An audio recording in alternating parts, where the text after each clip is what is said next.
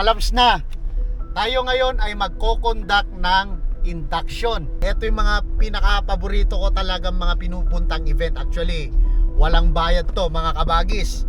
Sarili kong pang diesel, sarili ako nagdra-drive. Kasama ko pa family ko, syempre dahil pasyal din to. Si Missy siya ang taga-camera. Sa gayon, ma-document natin, ma-vlog natin mabuti yung pupuntahan natin na to. Kumbaga, mga kabagis, passion to, no?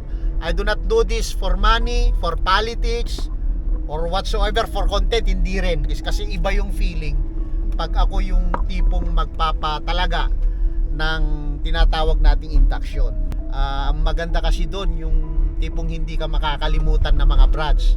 At lalo-lalo na, maiiwan ko ang mga magandang mensahe at doktrina ng samang Ilocano dito sa induction. O, lalo na, syempre, induction.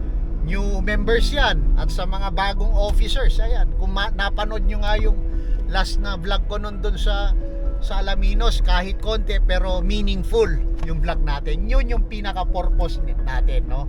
Yun yung isa sa mga bentahe ni Ben Trillanes. Na yun, papasalamat din tayo sa Diyos at sa mga kabrad natin dahil sa tiwala na ipanagkaloob sa atin. Yan.